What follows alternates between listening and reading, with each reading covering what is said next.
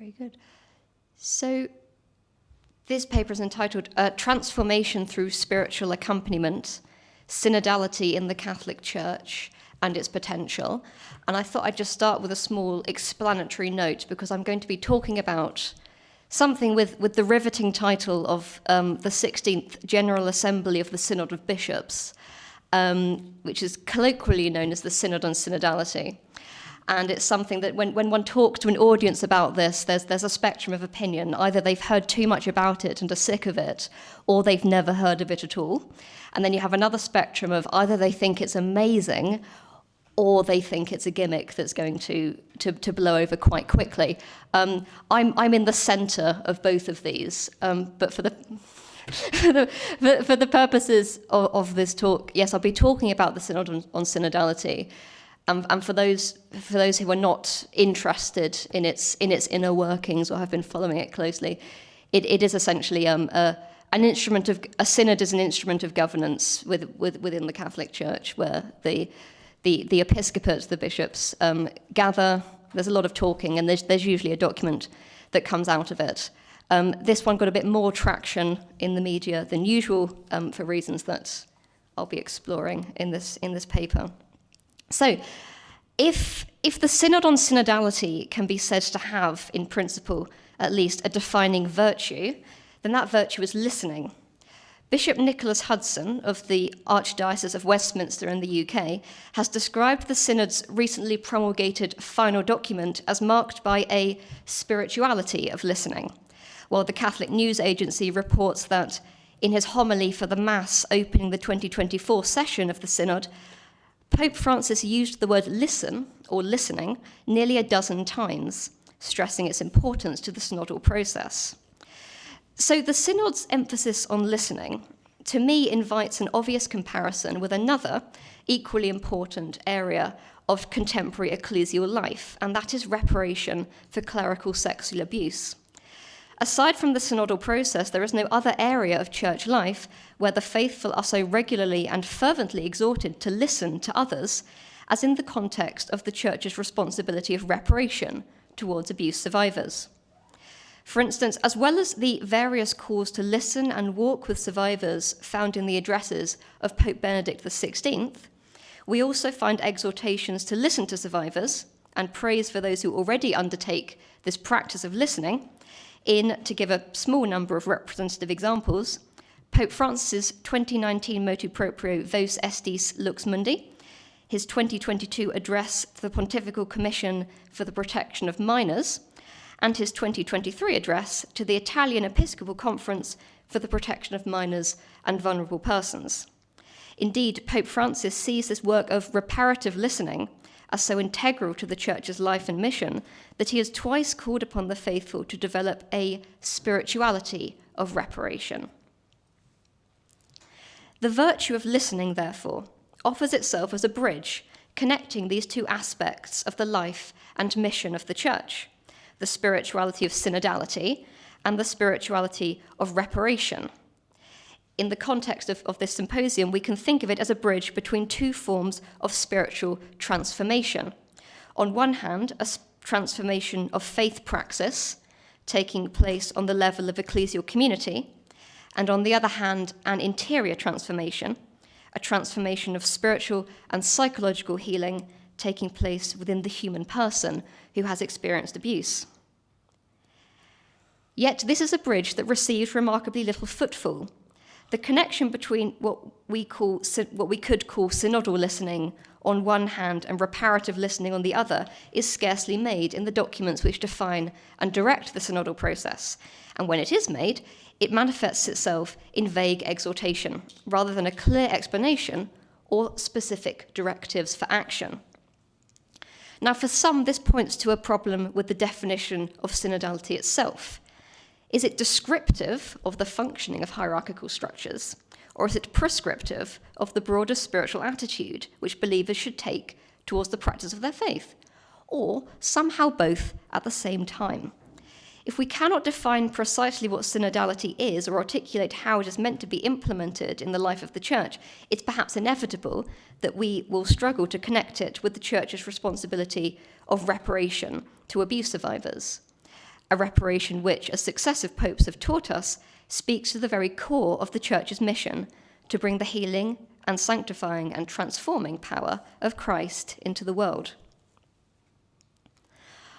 I would like to argue that the most fruitful and effective way to make this elusive connection between the spirituality of synodality and the spirituality of reparation is through a third aspect of ecclesial life, one which has an equal prominence in the theology of Pope Francis, that of spiritual accompaniment.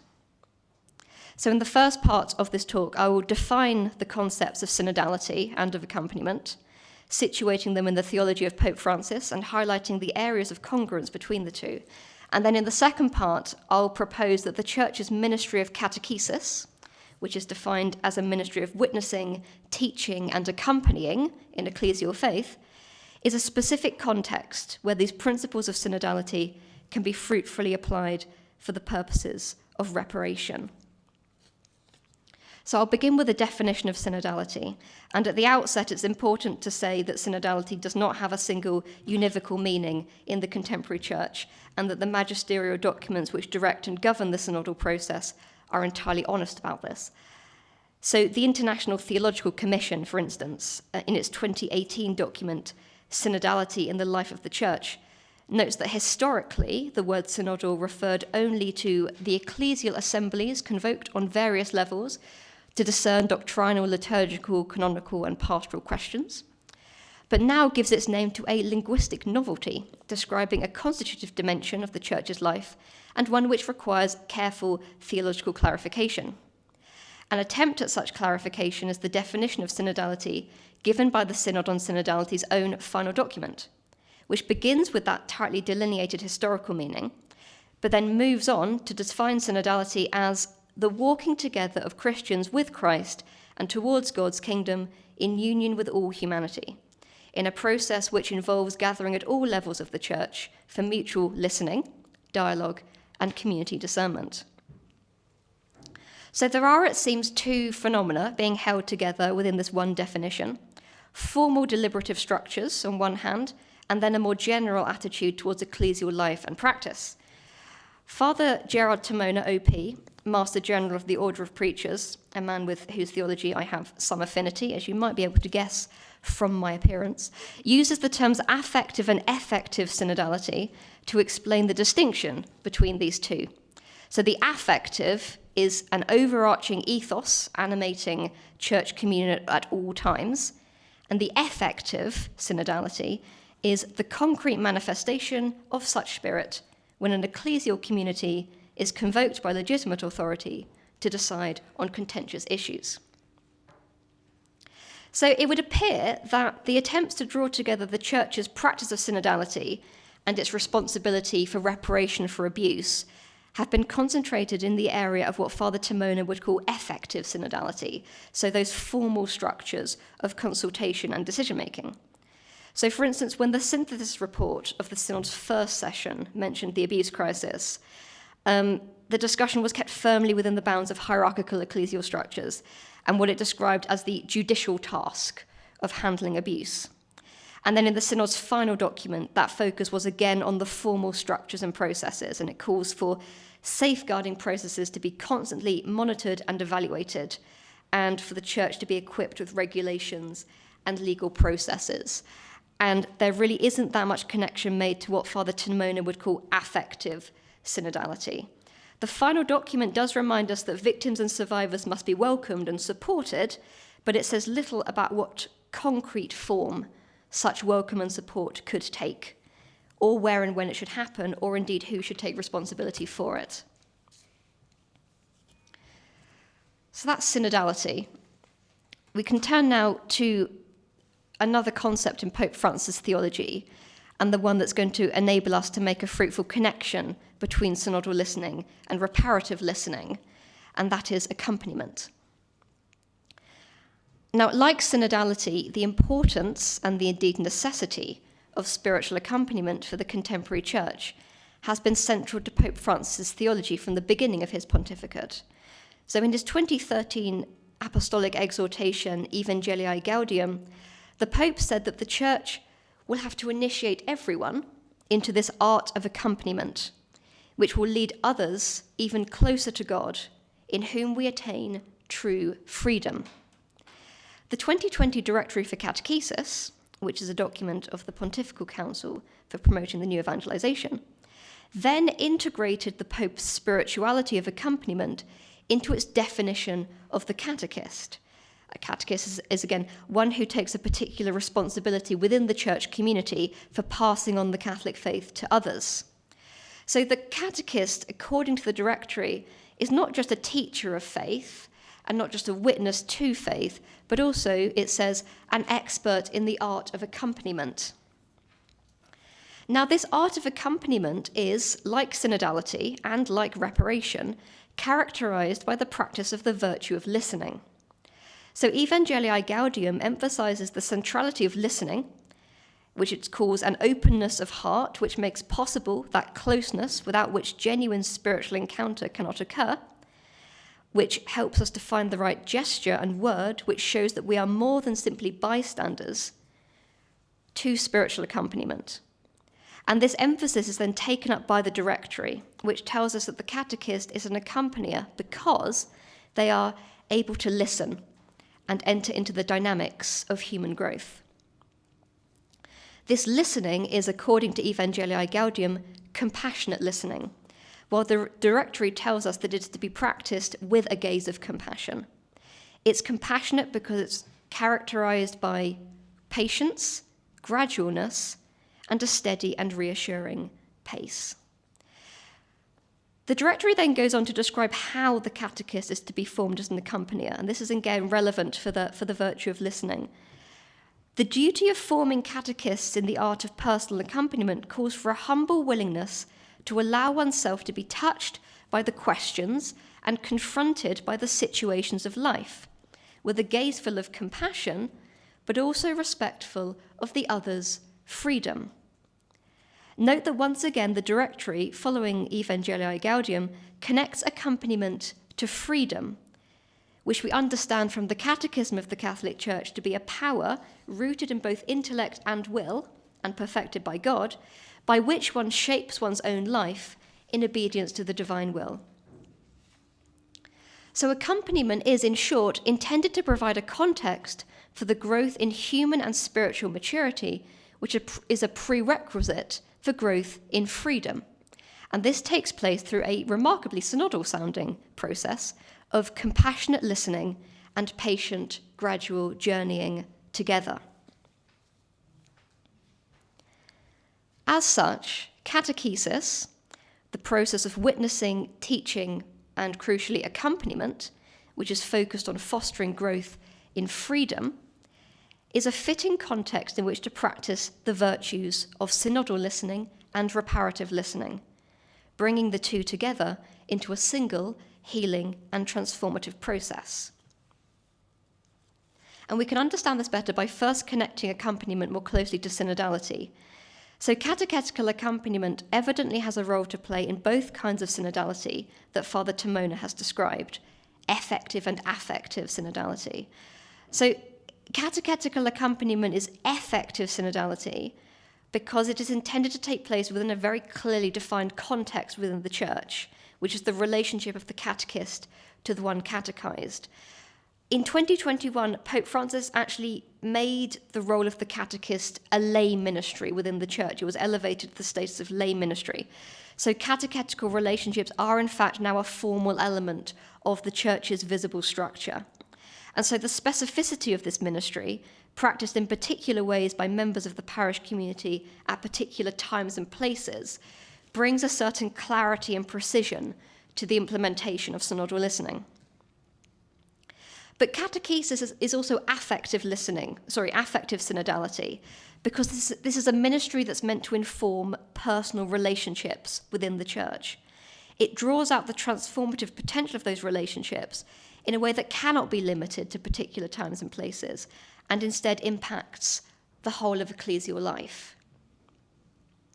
So that's the link with synodality. What about reparation? How can accompaniment relationships, which are both affective and effective synodality, assist the Church in its responsibility of reparation for clerical abuse? I would suggest that to fully understand the transformative potential of accompaniment relationships in the Church's ministry of reparation, and in order to articulate it in a way that moves beyond mere spiritual-sounding platitudes, which annoy me as much as anyone else in this room, we need to examine some of the congruences between relationships of catechetical accompaniment, as they're defined by Pope Francis, and the relationships which are understood to play a central role in the processing and healing of trauma. And at this point, we can turn to the work of experienced trauma therapists, such as Bessel van der Kolk and Peter Levin.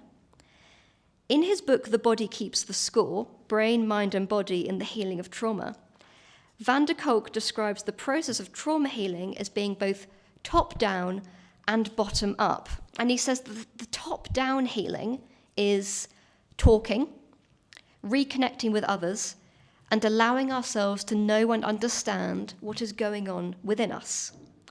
And bottom-up, he says, is allowing the body to have experiences that deeply and viscerally contradict the helplessness, rage, or collapse that result from trauma.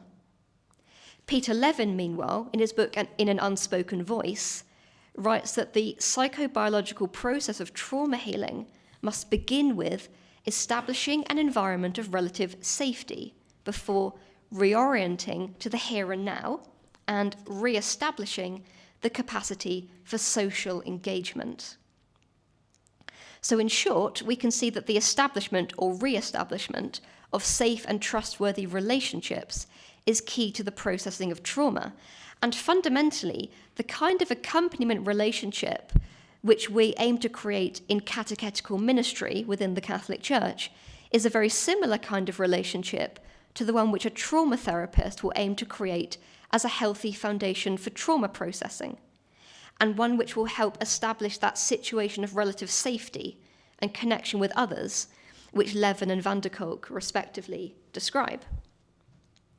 Now, what's interesting is both Levin and van der Kolk emphasize that safety is social and interpersonal and not merely environmental.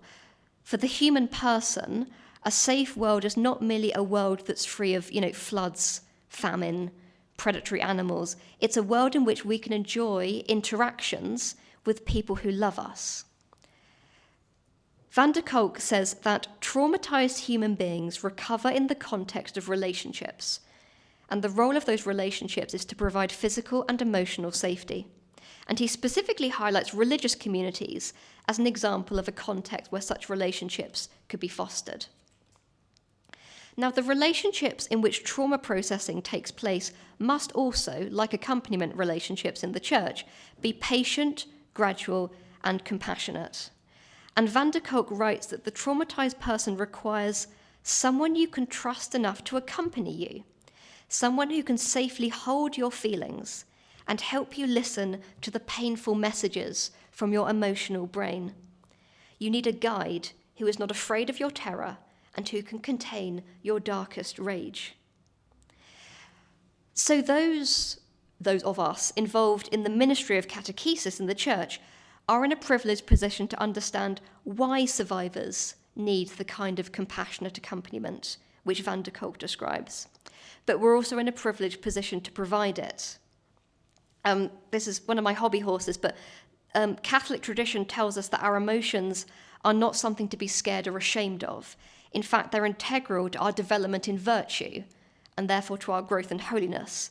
They're an intrinsic and God-given aspect of our embodied nature. And because of that, we do need guidance and formation in how to regulate and make use of those emotions as part of our spiritual development.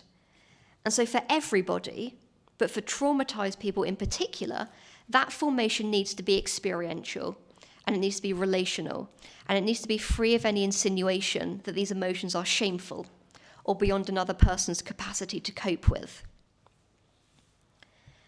But perhaps the most fascinating congruence between catechetical accompaniment and trauma processing, to my mind, is the shared goal of fostering freedom. I think it really is quite astonishing that the Directory for Catechesis continually circles around freedom as a goal of spiritual growth and of spiritual accompaniment. And Bessel van der Kolk, writing as a trauma therapist, says that the goal of trauma recovery is to re-establish ownership of your body and your mind. Re-establish ownership of yourself, because trauma robs you of the feeling that you are in charge of yourself, of what I will call self-leadership. Now, Van der Kolk's notion of self-leadership, fostered by the intellect and the will, by what we know and what we desire, I think coheres with the authentically Catholic understanding of freedom, which the Directory presents as integral to accompaniment relationships. A catechist understands that the self-leadership or self-ownership, which Van der Kolk describes, is in fact the free self-mastery which God calls us to as rational creatures, and which is ultimately fulfilled not solely through psychotherapeutic work on the natural level, but through a living relationship with God in Jesus Christ through his church. And it is that relationship which is nurtured and deepened through the ministry of catechesis. Through this freedom, a person who has already experienced abuse can understand themselves not as a passive object, but as a valued person in their own right. Not as shameful, but as dignified. Not as a permanent victim, stuck in patterns of destructive behavior, but a person capable of giving and receiving love. And this freedom is fostered through a relationship characterized by the defining virtue of both synodality and of reparation, the virtue of listening. So to finish, catechetical accompaniment, both in principle and in practice, provides a bridge between the spirituality of synodality on one hand, which is intended to transform the practices of our ecclesial life, and on the other, the spirituality of reparation, which is intended to transform the inner life of the traumatized abuse survivor. In this context of catechesis, two forms of listening, synodal listening and reparative listening, come together in one single process of healing. I'm sure Alexei feels that an overwhelming number of questions have been raised today, but I'd like to finish by just raising another question, which is why? It might seem a bit cruel to ask this, but why should we accompany abuse survivors within the church? Because after all, this idea of a gradual and open-ended accompaniment relationship totally precludes the idea that listening to survivors is a kind of a box-ticking exercise. It's sort of a matter of procedural justice. So then you can close the case and think to yourself, I've done something terribly good here today. It might be safer and easier for us to think of accompaniment of survivors in this way, but is this actually the approach that we are being asked to take? Is this the approach that Christ, through his church, is calling us to take? I think the answer to that question comes, in fact, from the scriptures. St. Paul, in his second letter to the Corinthians, praises the God of all consolation, who comforts us in our sorrows, so that we can offer others in their sorrows the consolation we have received from God ourselves. Pope Francis reminds us that genuine spiritual accompaniment begins and flourishes in the context of service to the mission of evangelization. And as the church becomes increasingly aware of the devastating effects of abuse and of the great gifts of healing that Christ offers to survivors through his church, we begin to understand that survivors of abuse cannot be merely passive recipients of mercy within the church, but must also be active in its mission of accompanying, of healing, of consoling the sorrows of others and of bringing them to God.